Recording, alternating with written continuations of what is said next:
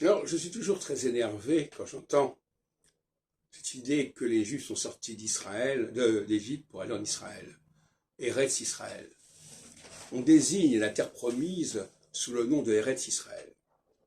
En réalité, c'est une falsification de l'histoire, car la notion d'Eretz Israël, elle n'apparaît qu'à la mort de Salomon, lorsqu'il y a une sécession et que se crée le royaume d'Israël.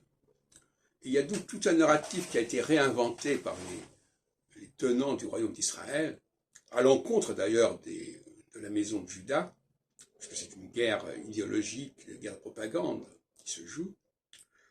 Et le livre de l'Exode est le fleuron de cette littérature israélite qui entend se substituer au récit judaïque. Et d'ailleurs, ce sont des populations qui ne sont pas juives en vérité au départ, qui ont été vassalisées, qui ont été dominées, qui ont été colonisées par les juifs. Et c'est comme ça qu'on comprend d'ailleurs la raison de la sécession.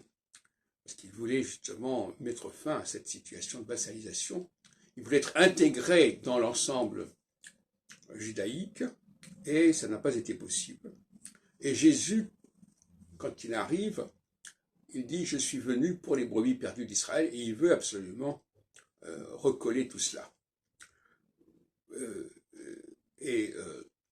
C'est pour ça d'ailleurs qu'il est suivi, parce qu'il est suivi justement par ces populations rejetées par le royaume d'Israël, par le royaume de Judée, et qui veulent et qui par le biais de la magie du baptême pensent être réintégrés dans l'ensemble judaïque et profiter des promesses faites aux Juifs. Donc, je n'aime pas quand j'entends Franklin Roski parler de ce Eretz Israël. C'est une façon qui n'est pas du tout critique, qui n'est pas du tout digne d'un historien d'emboîter le pas d'une propagande très ancienne